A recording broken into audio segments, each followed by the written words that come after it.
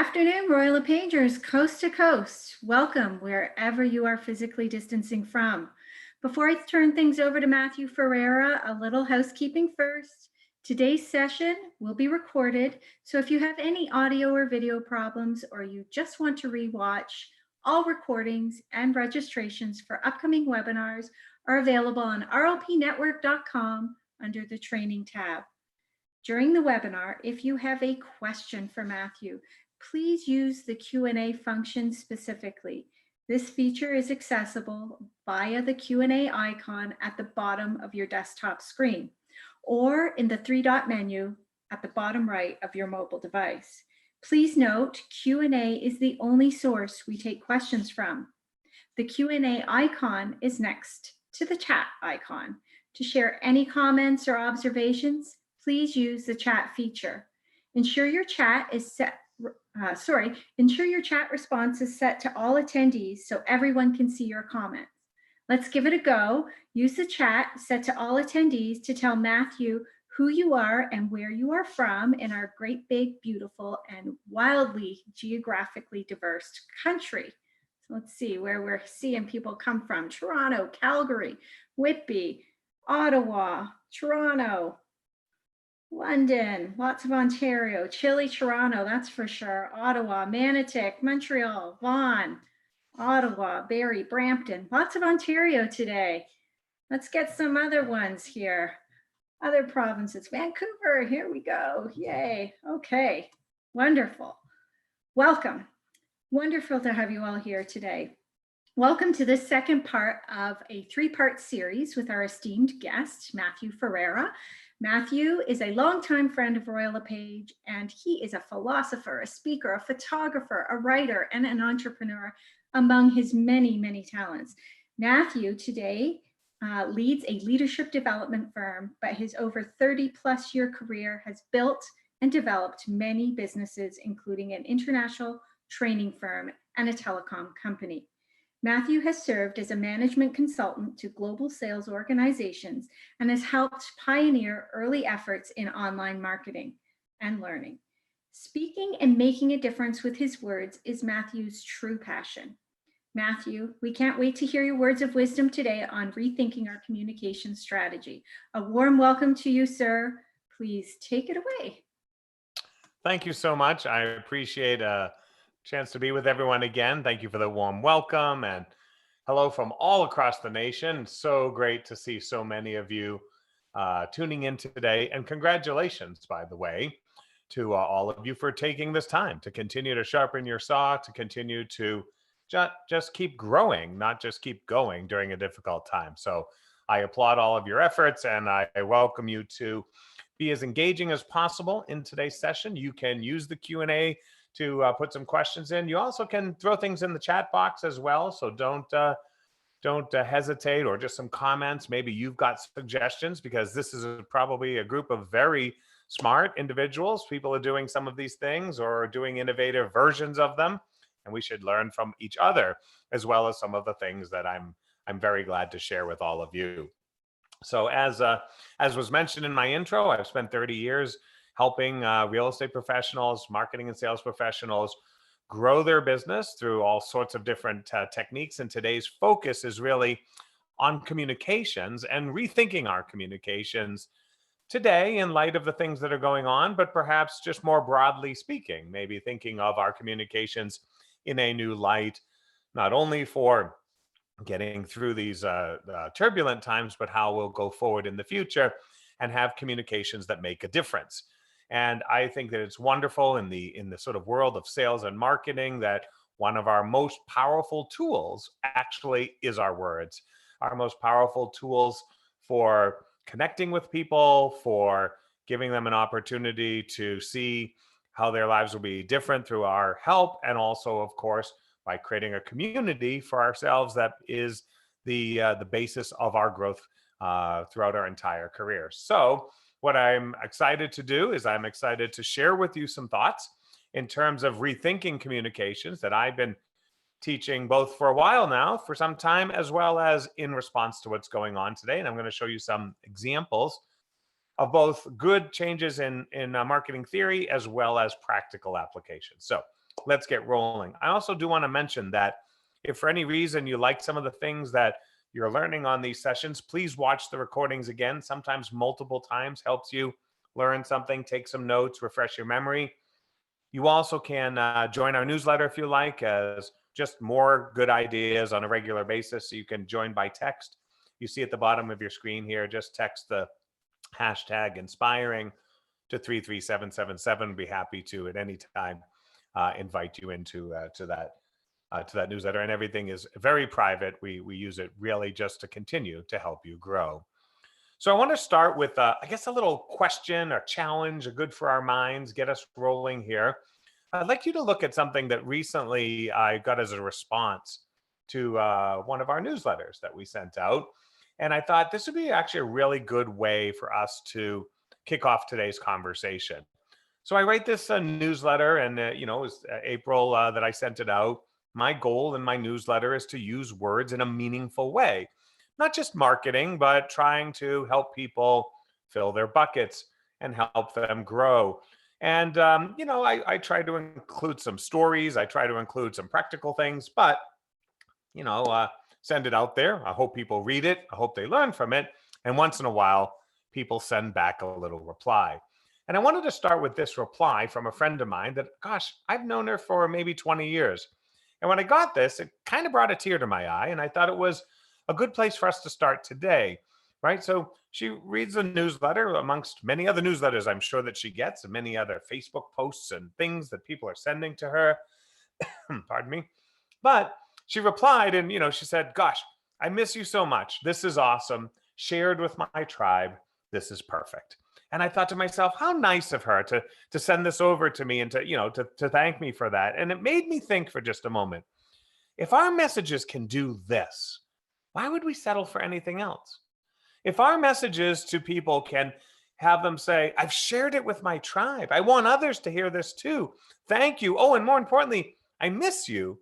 Then why would we just settle for auto navigating messages? Why would we just settle for uh, the usual things that sometimes we send out? The typical spring market, change the batteries in your smoke detector, spring forward on your clock, or fall back on your clock, or the market's up or the market's down. I mean, some of that I know is important to consumers. They want to stay informed. But in between those moments of informing, how are we connecting? How are we getting our message to truly resonate?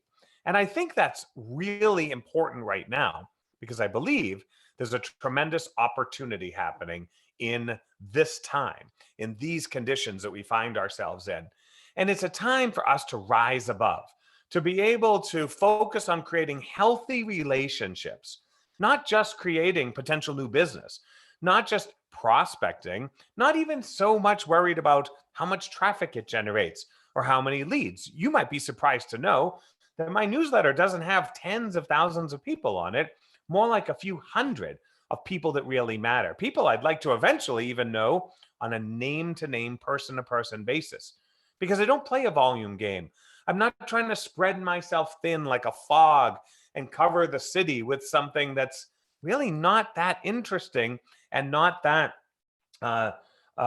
not that inspiring. Instead, I want to be sort of like this picture of the Coca-Cola building I took in Atlanta last year. I want to poke through all that noise because anyone can do noise. Anyone can send out MLS stats. Anyone can send out a news article. Sometimes I will too. I'll send out an article that makes sense. I'll share an article that I think makes a difference. But in between, I want to rise above because I want every message I have to be considered a moment of, time well spent. I think that's a really good criteria for us. Would people feel that our message is time well spent? Time well spent for them, right? Just like we saw in that little reply where this was perfect, but time well spent enough to pass on to someone else. And that's an important question because when you think about it, not only are we marketing to people we know, we're hoping they'll share us with other people they know. That's how we expand our sphere of influence by contributing something good to our existing sphere and hoping that they'll forward it, share it, recommend us, refer us, even organically in that case. And so we have to create something that's quality. We have to create something that's creative. And we also have to create something that makes a difference. And as I look here in the text box, I also see like a good note, right? So from Rosanna, who says, I've been crafting informative emails to my clients, for the last 7 or 10 days, not talking too much about real estate. And I've had some amazing experiences too.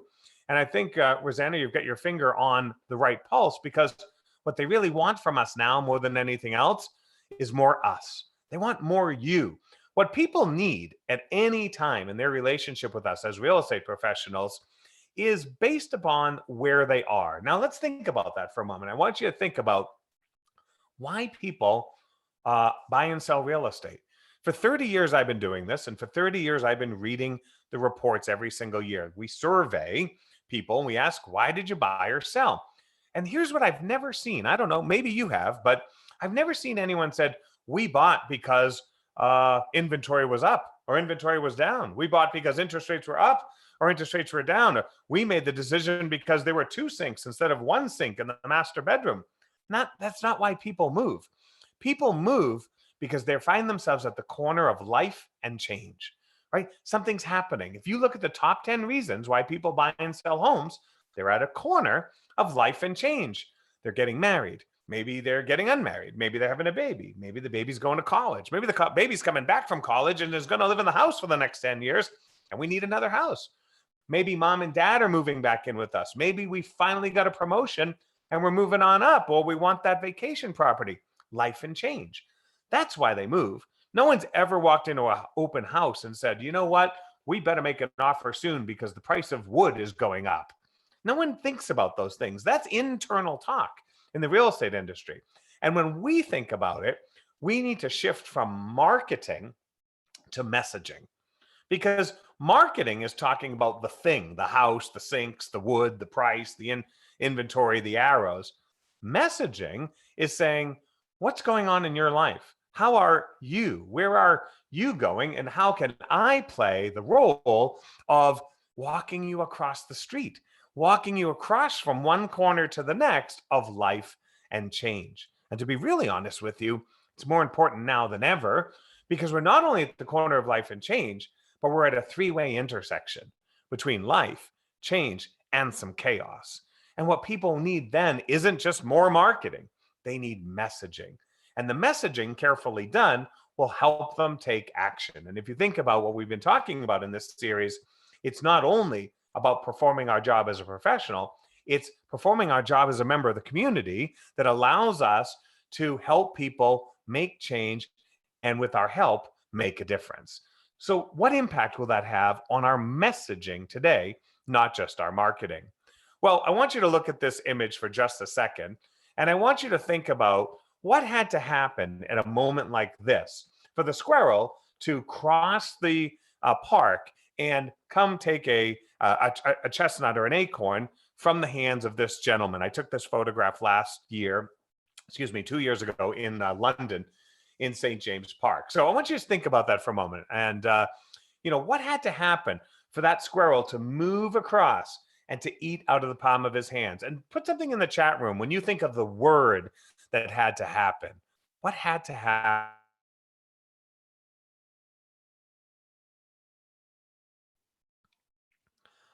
Well, there we go. See how fast you all came up with that word? Trust. Trust, trust, trust, trust, trust, trust, trust. And that's the thing that has to happen with our messaging.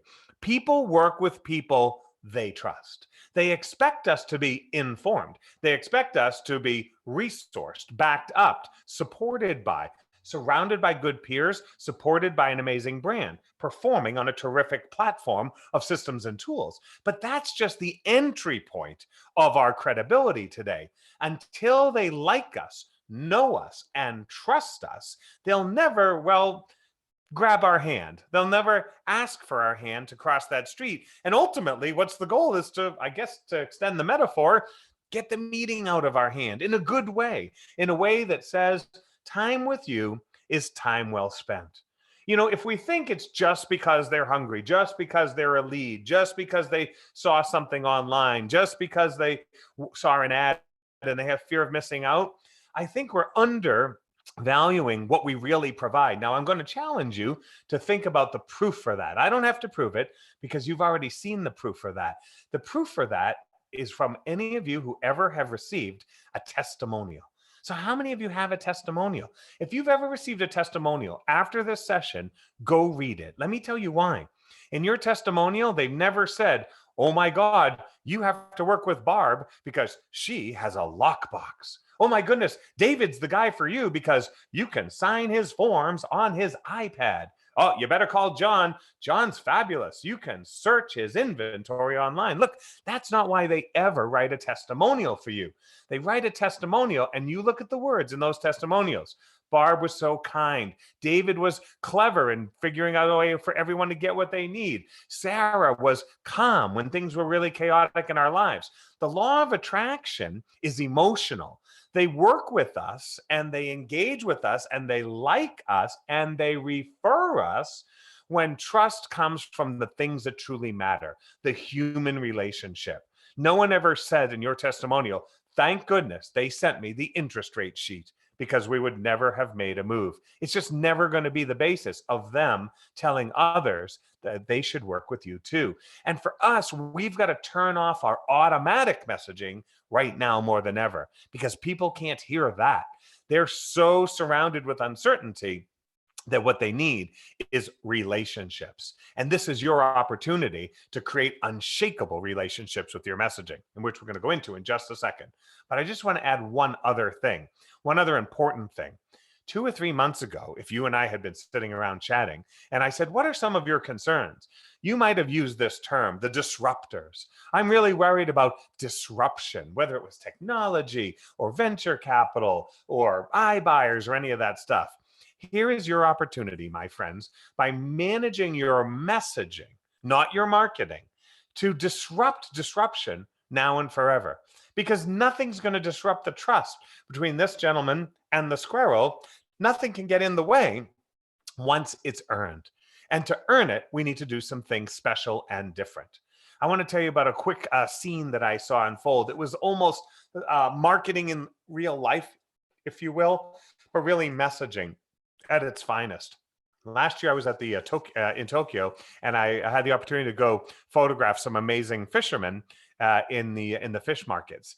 And this guy was awesome. I was so impressed by him because in a matter of an hour, he sold out his inventory 3 times. He sold it, they refilled the case. He sold it, he refilled the case. He sold it. And by the way, it wasn't a bulk sale. Individuals like the one on the left you see would come by, and he literally would create a relationship with them. How are you today? What's on your mind? What are you thinking of cooking? Who's going to be at that meal? What do they like? He would have these conversations so fast. I mean, I was barely following. And then, of course, with the power of his thumb to say, "I've got you covered. Here's your stuff." He not only sold his inventory, but here's the cool part. Everyone paid him by smartphone. So it was a neat best of both worlds, right? By changing the messaging, not from, "Isn't this the biggest and bestest sashimi you've ever seen? Isn't this the biggest and bestest crab you've ever seen?" It's not about the product. It's about what they need from us. And he cleaned out his stall before anyone else in the fish market who was just waiting for people to browse and send in their order and pay. He cleaned it out by the best of both worlds, by changing from marketing to messaging and from passive to engaged relationship. Now, here's where we're going to change everything together. Because in a moment, I'm going to show you how to do those kinds of things in Facebook or a newsletter or Instagram. But I'm going to teach you this secret, this core understanding of what relationships need and what the difference between just plain old advertising and good messaging focuses on. Now, I want you to think about someone who's important to you in your life, someone that matters to you. Now, to me, it doesn't matter. It could be a friend, it could be a spouse, a child, a parent, your pastor. I don't know who it is, but you think about people who really matter to you. And it could even be at arm's length. It could be someone in your community, a neighbor. It could be a politician. It could be, someone you know in the business. When you think about what those relationships need to last, to really matter, whether we get together in person, whether we get together through a holiday card, what is it that relationships need? Well, What we found, psychologists have found, is that there are four cornerstone things that all relationships need. And if we're going to have a conversation about people's family, we're going to have a conversation about their job or what they do for fun or what their dreams are, which is what Elena's talking about in terms of the four ninja principles. They stem from deep psychological needs that people have when they interact with each other. And if you think about any time a message has resonated with you, whether it's from a product or a person that you ultimately said, I'd like to get that in my life. I'd like to get that in my life. These are the four things that matter the most. So jot these down or take a screenshot or do whatever it takes. Because once you start thinking like this, I promise you, you will never write content the same ever again. I promise you. Here's the first one. It's importance. Relationships need to know that those people matter to us long before we can sell them anything. Of course, during the time we're working together on a transaction, and long after the time that may have happened. Now, this might seem very, very obvious, but the truth is that not all of our marketing does that. A lot of our marketing has nothing about the importance. It's more about fear of missing out. Have you ever heard this? Maybe you've heard this in some real estate marketing. Now's the best time to buy a home. I don't know. I've been in the business for 30 years, and it seems like some people don't know how to say anything else. Look, it's our profession to say, now's a good time to sell a home, but that's not a message that matters in conveying you matter to me. That's a fear of missing out thing. That's a, we don't have a lot of inventory. You better act now, better be careful before all the cookies are gone. You better get your cookie. Unfortunately, right now, no one's thinking about that. What they need to know is that we actually matter. It's kind of like that old, before they know your expertise, they need to know you care kind of thing. But this is harder than ever for two reasons. First, people start thinking about real estate 6 to 12 months before they even engage us. And frankly, after they do a deal with us, they're staying in those homes longer than ever. I've seen North American research that shows us that some people plan to sit in those homes 12 to 16 years. What are we going to tell them for 16 years? Inventory's up, rates are down? No, we have to continue to say to them, you still matter to me. You still are part of my sphere. And so my messaging has to convey the importance of our relationship before I can even ask them to introduce me to anyone else or consider working with me again. Importance. The second thing all good messaging has to give people is a sense of pride, or what I like to say here, esteem. When they see your marketing, when they see you on Facebook, when they see you on Twitter, when they see you on Instagram, do they say to themselves, I'm proud to be connected to that person? When they see your listings, even if they're not buying one right now, but they see your marketing, do they say, there is a professional I'm proud to know. I'm proud to recommend to a friend, a family member, someone I deeply care about, a colleague who I am trusting. You see, we have to generate pride in our messaging. We have to enable them when they're not in a transaction with us to say, I still want to hang out. I still want to say your name with comfort.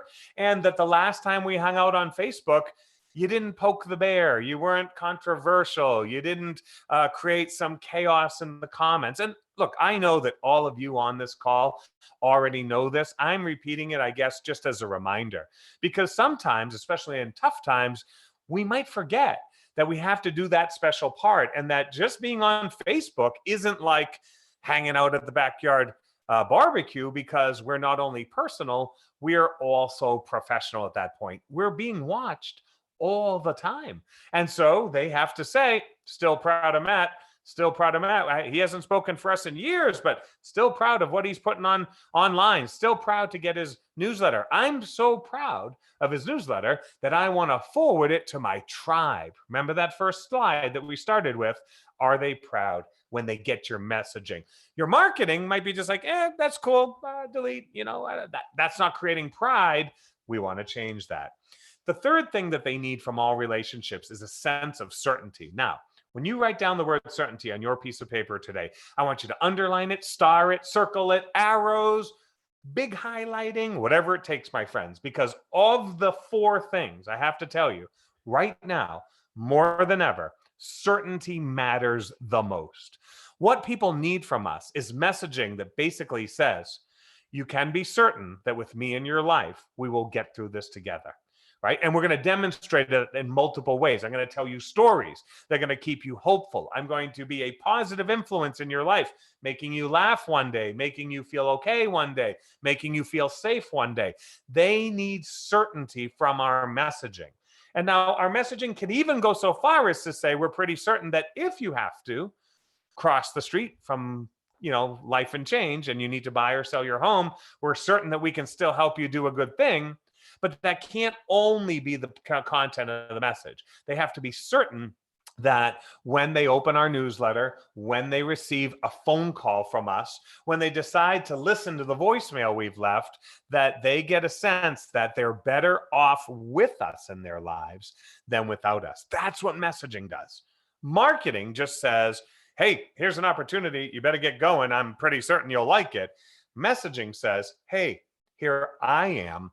I'm pretty certain that wherever you are in your life, wherever you are in your real estate journey, you're still going to be certain that having me there is better than not. And I have to tell you, this is pretty important because before all of this crisis, certainty was being eroded by the so-called disruptors, by websites that said, well, we can tell you the price of your home. You don't need to talk to a professional. By people who said, we'll buy your house sight unseen and we'll give you we'll drop the check in your bank in 7 days. All of those were eroding the certainty that they were better off with us than without us. And I think it would be foolish for us to say that, well, the crisis automatically reconnects us. I think we have to be careful because I'll just speak for my market. In some of my market here in Las Vegas, that certainty was eroding quickly because those companies who were undermining the message between people and people were spending lots of money generating content just to get people to say, well, am I sure? I haven't really heard from them in a while. Am I sure that they've got all the training they need, that they're using the latest technology, the latest algorithms? So again, part of our messaging is to make people realize they're better off with us than without. And while it's true that, as Francisco says, some companies are feeling the pinch, in the US and wherever, don't count them out because a lot of these companies are built with the ability to bounce back, just like you're built with the ability to bounce back. So why not use this time to create the ultimate defense, but also forward learning offense, which is great relationships. Now, last but not least, the fourth thing you have to do in every message that you send is to leave people with the sense that they have greater control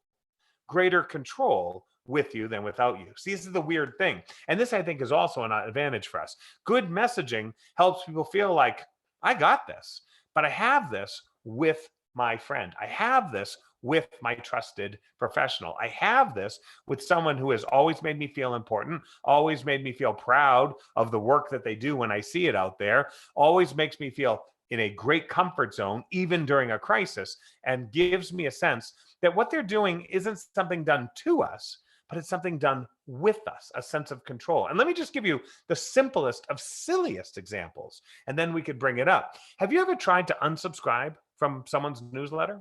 Have you ever just tried to say thank you, but no thank you? It's time for me to move on, and you can't? You can't stop the newsletter. You unsubscribe, and it says this will take 7 to 14 years for us to take you off the list, right? It only took 1 minute for them to put you on, but for some reason, it will take forever to get you off the list. And then they don't get you off the list. And then you unsubscribe again, and they still don't get you off the list. At that point, how do you feel? You feel out of control on the silliest thing, which is simply controlling an e-newsletter, a newsletter coming to you, right? One silly thing. Now I want you to go beyond that. I want you to think about what happens in the mind of the consumer when all they see is marketing that's one track mind, one side of the coin. Only the facts, the news, the data, the charts, the graphs. Look, we need all of those things, but you know where those things make the most sense? In the conversation, not in the marketing, in the conversation. Messaging preps them to want to say, let's talk. Let's have a call. Let's have a video. Come to my house, whatever it's possible. Let's talk. When we talk, please bring all of your tools. And you've experienced this in other parts of your life as well. The difference between, would you hire a computer to do surgery on you, or would you want to get to know the gal who's going to do the surgery on you, right? That's what's really important. important. And as Mike says, even he tried to unsubscribe and it wasn't actually a real link. It was just text. And he found himself probably clicking on it, frustrated.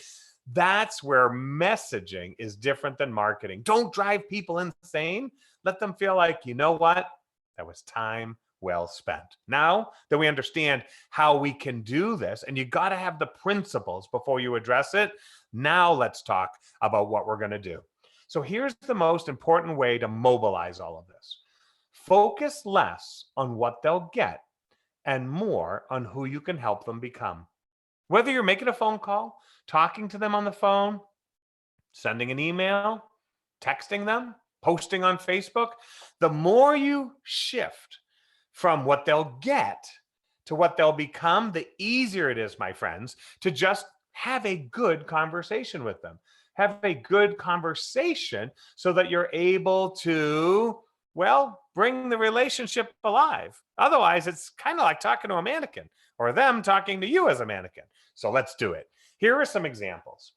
I think I shared this example before, but I'm just going to use it as a starting point. I want you to think about what you're posting right now in social media, right? And I know that we talked a little bit before about kind of making sure that we don't post things that could be unnecessarily anxiety provoking.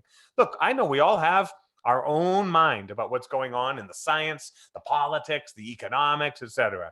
Those are definitely not marketing pieces or messaging that should be floating out there in our social media. Those are conversations best kept to the kitchen table or the telephone or two chairs 6 feet apart while we're each having a beer. Like, that's not stuff for online. I get that. But what is stuff for online really can still come from what matters to you.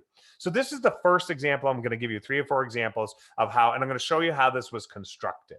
So first thing you'll notice is that a lot of times I use like a picture with a quick, catchy phrase. And you don't have to be a poet to write the best phrases here, right? But make them your phrases. If you are going to start out with something, try to make it you. So when I made this little picture of me and I said, like, during a crisis, we become a better version of ourselves than we've ever been before. I was kind of taking a well-known cliche and I was trying to kind of just make it my own, right? So hopefully that will help a little bit.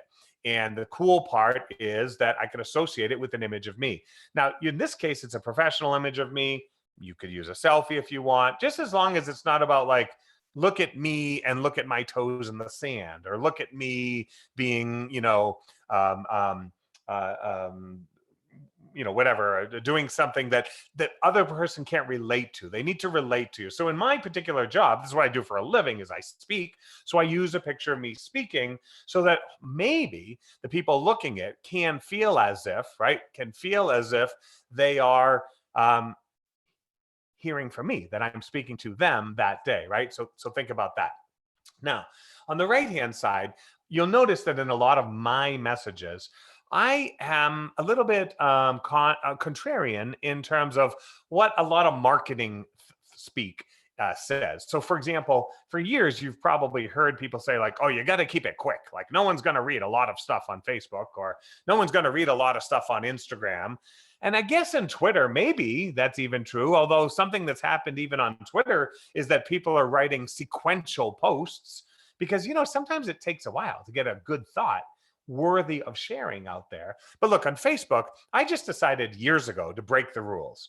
I didn't want to do marketing here. I wanted to do messaging. So I start by writing a good message. I say, what do my peeps need to hear? Well, back on March 30, when this crisis was unfolding, what I decided was, of the 4 things my peeps need to hear, do they need to feel important? Will they be proud of this moment in time with me? Will they feel more certainty? And will they have more control? I actually tried to write a message that put a couple of those things together. But you could just do one that says, I want my peeps to feel important to me. I want them to know that they matter. And so that's going to be the basis of my message. Or you could say, I just want them to feel more certainty and that they're in control. And that's really was almost the leveraged focus of this. And then I wrote, I think about 700 words. 700 words. You think, who's going to read 700 words? Well, this post in particular, was not only read and got about 200 something, likes, but it was commented on by more than 50 people and was shared more than 50 times. So not only did I, achieve touching enough people for them to say thank you with maybe a thumbs up, but they also added some comments and thoughts, and they then passed it on to others. And I'm going to show you how I built this in just a second so that you can understand there's actually a secret formula here. But I also want to show you how to measure the success of messaging versus marketing. So what would be the purpose of marketing? Well, marketing, you want them to call you. You want them to become a lead or something like that. And there's a time and a place for all of that, but mostly that's through inventory, right? Use a great inventory, they're interested in it, and now they want to figure out how to acquire it. In messaging, what we're really after is the reaction, right? So am I creating an emotional reaction? And am I getting them to share it? Reaction and share is how messaging is different than marketing, right? Now, again, we always do marketing. We're going to have to market our company. We're going to have to market our inventory. But when we're messaging, it's, did I create the right emotional outcome? Well, how do I measure if I created an emotional outcome in their brain? Comments. Your comments will tell you whether you're on the right track or not. If someone literally writes, love this, with a goalposts and a smiley face with hearts on it. If someone literally writes, needed this today, thank you, hearts, right? Positive, uplift, blah, blah, blah. Okay, you're on the right track, my friends, right? Don't underestimate the need to create an emotional connection with people. Your reputation is an emotional connection as much as it is a professional series of criteria. Because while people want to know that you've been in the business for so long, accomplished so many sales, done it at a high level of performance, received certain awards, that's the beginning of the relationship. Trust comes from, thank you for making me feel something today. I don't have anything to buy from you. You're not selling me anything today, but I feel connected for 12 seconds through my emotions to you. That is how you create winning messaging that ultimately strengthens, it's the mortar in the relationship. And that's how you create long-term relationships. And here's how I can tell you these things work. The second a comment down here was not only someone who said she needed that today, but then went on immediately to make a phone call on my behalf to someone else saying, you've got to have this guy speak to your group. Okay. There's a referral. There's always going to be a downstream opportunity to make a living and earn our business at that time. But I didn't set out by saying, hey, folks, I'm a speaker and I could use some gigs today. If you liked working with me, I love your referrals. That's not the way to do this. The game is played by focusing on them. They will naturally, law of attraction, they will naturally pass along that karma at the right place at the right time to where it needs to go. Now, let me tell you right away, a lot of people, they don't love this part of messaging. They don't love this part because you know what it requires? It requires more you. It requires you to be the advantage in the message. You, your role, your organization, your peers, the power of your brand. This is not about stuff, inventory, interest rates, money, capital, transactionality, or anything like that. This is the power of you to show up and say, hi, can I help today? You matter to me. Let me improve your certainty. Let me strengthen your sense of control. So this is going to actually force us into some cases a discomfort zone in communication. Now here is the secret formula. Ready for the secret formula? Okay, secret formula. When you write a newsletter, when you write a marketing email, when you write a Facebook post, whatever it is, and you think I'm marketing, stop for a moment and remember the formula. First, the message. The message is simply going back to one of the four things that all relationships need and saying, which one am I addressing today? Am I addressing importance? Am I addressing pride? Am I addressing certainty? Am I addressing control? Before you go any further, message is, you've got this. Message is, you're not alone. Message is, you matter to me. Message is, I did something the other day I wanted to share. I think you'll like it, so you can be proud of me. Right? And it's not like you saying, hey, everyone, look at me. I'm the biggest. I'm the best. That's selfie marketing. That's, duck clips in the camera type of thing. Let's move beyond that, please, my friends. And if anything, The pandemic has taught us that we do not need to try and go viral. What a terrible phraseology. I hope that that phraseology leaves the lexicon. Nobody should be trying to go viral. We should try to create vital connections. So what's the message? You write down which of those 4 words you're working on. Then what do?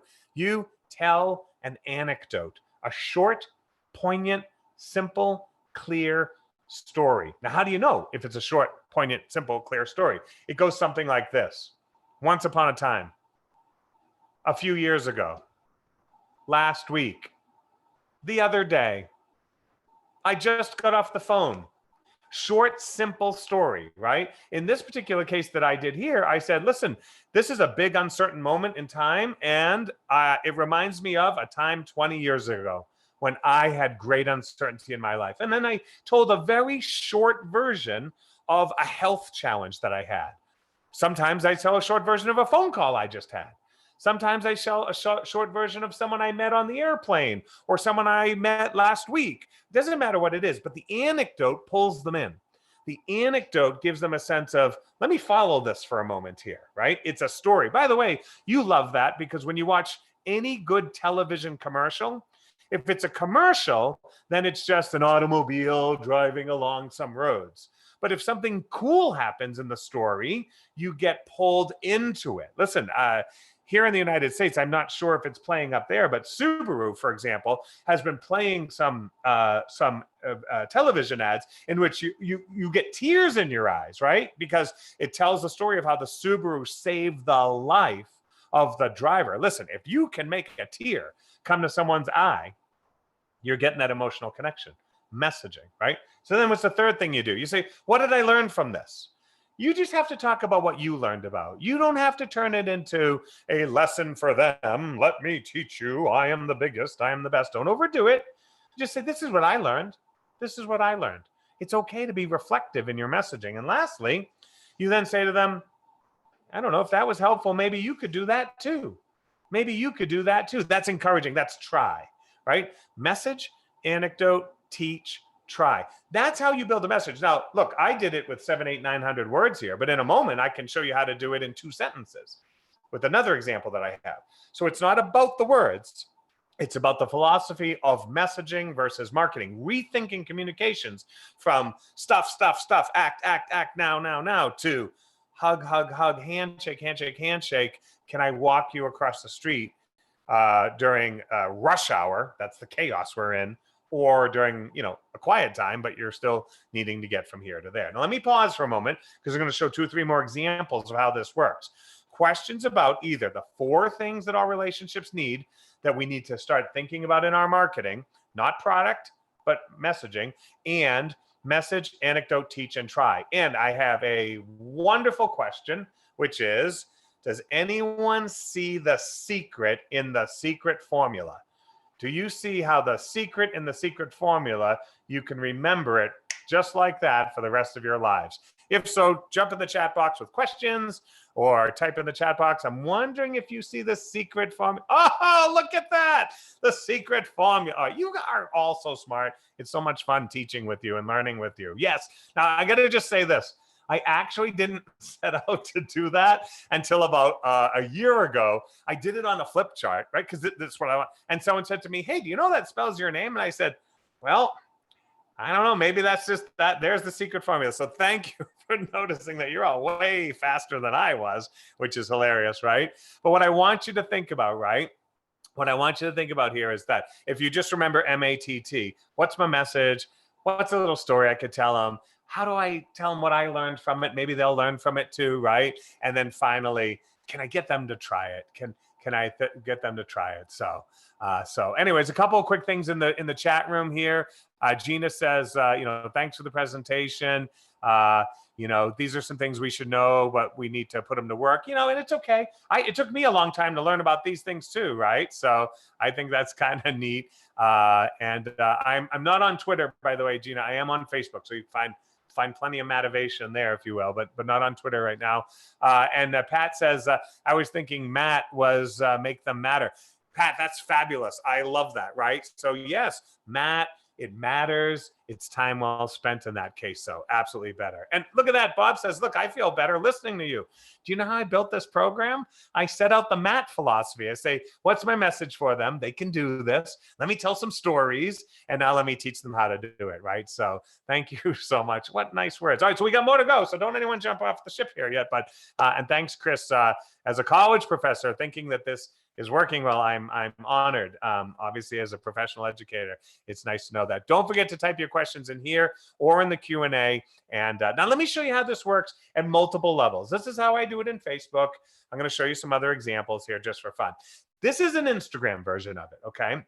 And so I can kind of make this work in Instagram too. Now, you and I know that in Instagram, people aren't there for a lot of words. They're there for the pictures, right?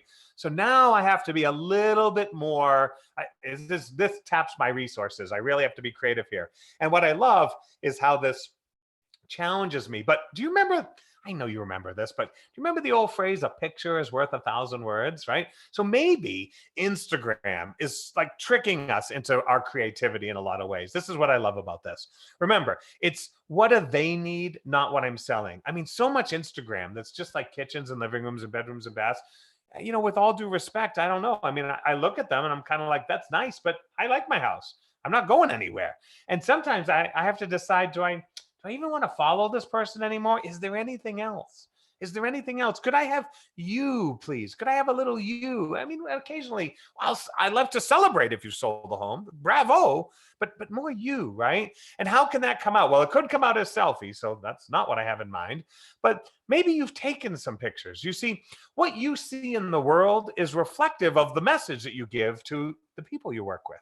Right? What you see out there, what you take pictures of, they embody your values, because you would only take a picture of something that embodies your values, right? My photography is, wow, interesting. It's clever. It catches my attention by things that value me. So here's an example of how I kind of did the MAT thing, if you will, on Instagram. Same concept though, right? So as it turns out, I got one of these memory pop-ups on Facebook that says, X years ago today, you were in New York and you took this photo. And I thought, oh, wait a minute. My gosh, how can I use this photo right now to say a message? So what's the message? That they matter, that they're important, that they'll have pride, that they'll have certainty, or that they'll have control. So I'm not thinking control. How can I use control? How can I help people feel like they've got control in a topsy-turvy world, right? And I'm looking at this photo and it's literally giving me the answer, right? So I use a real photo that I took at a time. It's a real life thing. So it's you, and it could be anything. Look, I've done this with the flower. I took a picture of a rose the other day with some thorns on it. And I say, what do you see? The rose or the thorns? It's up to you. Same message, right? So use a real life picture as your subject. I'm sorry, my handwriting is so bad on the screen here. and then I just told the story of the conversation I had with this gentleman when I took the photo. Like I'm the guy who not only takes the photo, but walks over and says, hi, can I ask you a question? So I asked him the question, why are you playing the flute lying upside down? I asked, quote, if I sit on the steps, I get distracted by people on the sidewalk. But if I lie like this, I get inspired by the beautiful skyline of New York, right? And then my hashtag is perspective is everything. Perspective is everything. So even in a tiny little moment on Instagram, I can say to the people who are hanging out with me, you've got this. You're in control. Just flip yourself upside down. Maybe you feel flipped upside down and you think that's bad. But here's a guy who plays the flute only upside down because it allowed him to see the beauty of the city, not the distraction of the commotion of the people, right? So again, I know this is hard work and I know this takes some time, but I also think it's creative and fun. I want you to think about this. Here's an activity I want you to think about. I'm going to give you homework. I want you to think about the last picture that you put on Instagram, right? So on the last picture you put on Instagram, I want you after this session to go look at it for 5 minutes and say to yourself, how could I use that as a message of importance, pride, certainty of control? And you can either tell me why you took the picture, you could tell us where you took the picture, what it made you think of when you were taking the picture, or even just put a little one-liner into that picture, like, You've got this, right? See the beauty in the day, even when the sun is down, the moon is out. I don't know what. You don't have to be a poet here. This is not about whether you're brilliant with words or even brilliant with photography, right? Like you could take the photo with your smartphone. It's about connecting the dots and creating a moment where people say, I'm better off hanging out with this person than not. Until the time is right for them to do anything else, like buy or sell or refer or invest or whatever, they still need to hang out with us, right? So even on Instagram, we can change from marketing to messaging. And by the way, see that button promote there? I could promote it if I want to. I could spend money, but if I do my job well enough, it's not about trying to trick people I don't know into liking it. I don't always have to press that button. I could just do my thing and 106 people will like it. Now, admittedly, the first one's my wife, so thank goodness that got a like.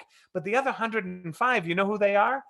They're you, and there are other people like you who I want to hang out with. So that's the kind of thing that I think you can do too. Now let me give you one more example here.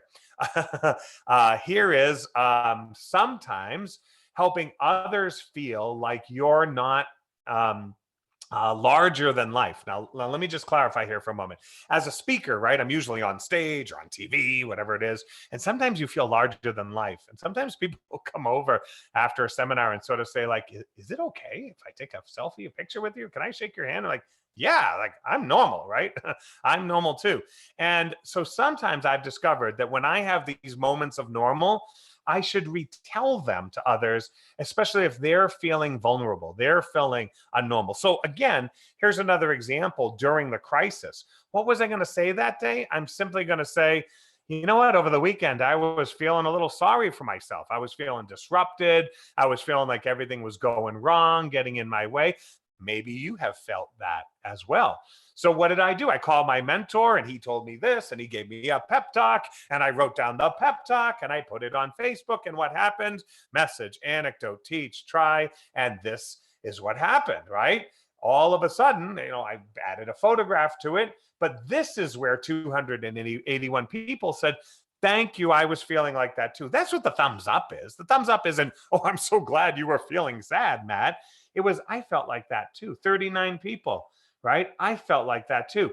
77 people shared a personal moment of difficulty I had that helped them feel better with their spheres of influence. Now, if it's true that the typical person on Facebook has 200, 300 friends, that's 77 times 200 or 300. I don't even know how much that is. I'm no good at math. Let's just write down a lot. That's a lot of people who saw this. Could I have paid money for that? No way. There's no way I could have paid for that and done it right. Because more importantly than getting it shared with a couple thousand people was that there were people connected to people who already kind of like me, which is how I expand my sphere of influence. I don't want leads. I don't want hits. I don't want followers and impressions. I just want friends. And I want friends to talk to me to friends. That's the basis of our business in this business, right? Not random people buying something in a shopping cart on an online website, but people saying to other people, this gal's great. And go be her friend online and then go buy a house with her. That's how you do that kind of work. And it can sometimes come from just you opening yourself up a little bit. Now, again, it's hard. I know it's a different way of rethinking our communications because it's suddenly not marketing anymore. It's not a template. It's not insert bathroom picture here, insert house here, insert headline. I saw sun-drenched property, like sun and drenched and, everyone, all right, we got it. Yeah, okay, let's move on. That's the kind of thing you look at and go, well, I'm not going to read beyond it because I'm not even in the market for a house right now, but I'm connected to this guy and I wish he would give me something else, something more than I need right now. And that can continue to make it PR share worthy, right? What do my peeps need? If they're feeling uncertain, if they're worried, then I tell them about a phone call I had with a broker who was worried. If you might be worried that, I had a broker call me just earlier last year and say like, oh my gosh, someone's predicting that commissions are going to fall. That'll destroy the industry, and he said to me, someone predicted that the average brokerage commission rate will fall by half. And I thought about it and said, well, then maybe the key is to make sure you're not the average broker. It's that simple. And then I thought, oh my gosh, that is just something I should share with my peeps. And I shared it with my peeps. And yes, they shared it. That's social PR, my friends. That's PR. That's the kind of stuff you just can't buy when someone else is talking about you, right? So again, will it help your business? Sure. But will it mostly help you be you, making a difference to people who then will fill your bucket, fill their hearts? You can fill their bucket. So I want to leave you with the last story here, if I could, just to, something that is easily doable by just being you, doing you wherever you go. I want you to maybe remember this as an example, and I want to prove the point that anything can be a message. Only some things can be marketing, but why limit yourself? Why limit yourself? Anything can be a message. I'd love to tell you a quick story of this gentleman. Last September, I had been on the road for like 3 weeks, nonstop, 28, 29 days, hadn't been home. And I jumped on a flight in Washington, D.C. after speaking that day. And as we were taxiing and taking off, I could just see that it was going to be an awesome sunset. The clouds were beautiful. The sun was just about to go down. But I was kind of looking over this guy's shoulder because I was in the aisle seat. For some reason, I didn't get the window. I usually get the window. And so, he's there and he's looking out. And I said, oh, it's going to be a great sunset, man. And he said, yeah, I'm trying to take a photo. And what he had an old iPad. I mean, it was like iPad version 1. I mean, it was like cracked. Pieces were falling off of it. Something was leaking out of it. I mean, it was ancient, right? And he's trying to take a picture as we're taxiing. And every time he presses the button, because it's such a slow camera, it just smeared, and he's like, oh, I'm never going to get a photo. And I thought to myself at that moment, what's my job? What's my job? Is my job only to motivate and teach and inspire people who pay me to be on stage? Is that my job? Or is my job to do this for everyone, anywhere, to do me?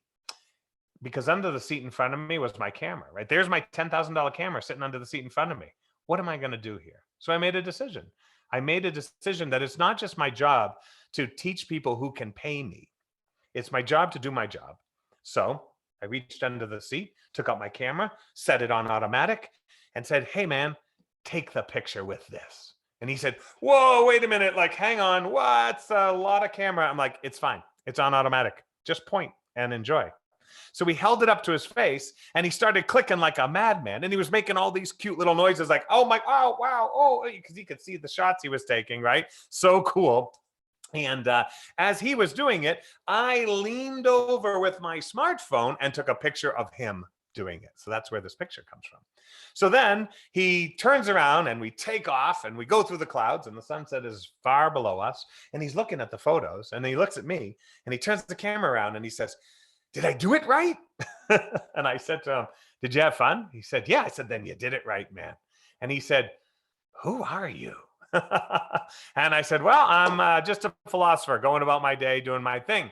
And he said, I thought you were all dead, you philosophers. I said, well, not yet.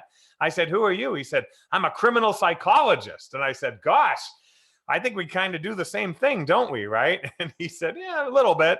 We had this long, wonderful conversation. When we landed, I transmitted the photo to his phone. Off he went, off I went. And then I went home that night and I punched the story in to Facebook. 1,500 words, and went to bed. And the next morning, 652 people, 146 comments, and 43 shares later. Just a simple moment in time that could communicate to others that they're better off with us. That's what they really, really want above all.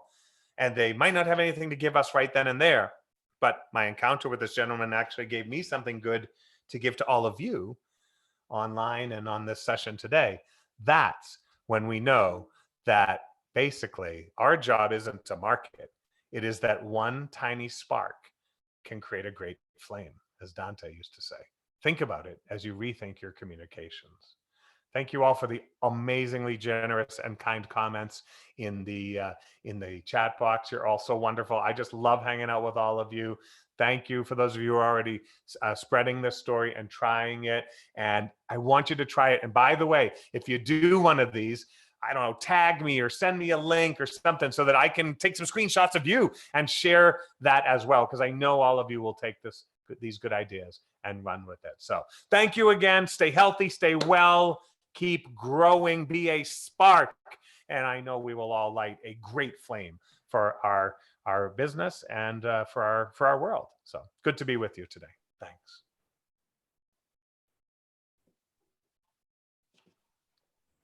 Thank you so much, Matthew. I think you have a question in the Q&A if you want to answer that.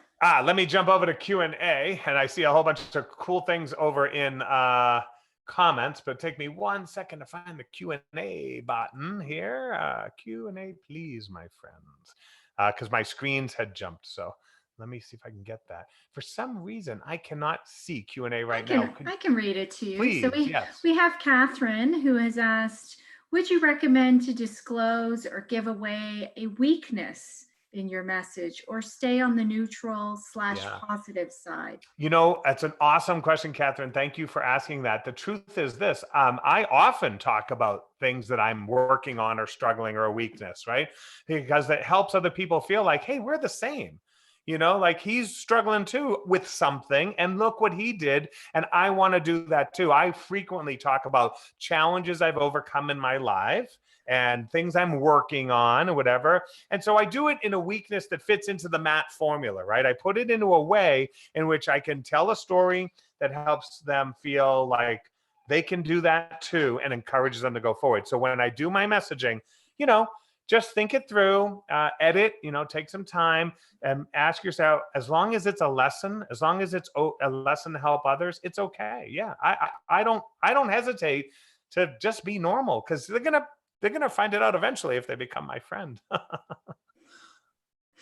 Great. Well, we really appreciate your friendship, Matthew. Thank you so much for your always inspiring insights today. I'm super excited for next week's webinar, which is our final in the series, where you're going to share some virtual strategies that will help us sell as easily online as we do in person. Quite compelling right now. If you haven't registered for that yet, folks who are listening and watching, please visit the Maintaining Momentum webinar page under the training tab in ROP Network. And until next week, be safe and stay healthy. Thank you, Matthew. Thank you. My pleasure. Have a great weekend, everybody. Bye-bye.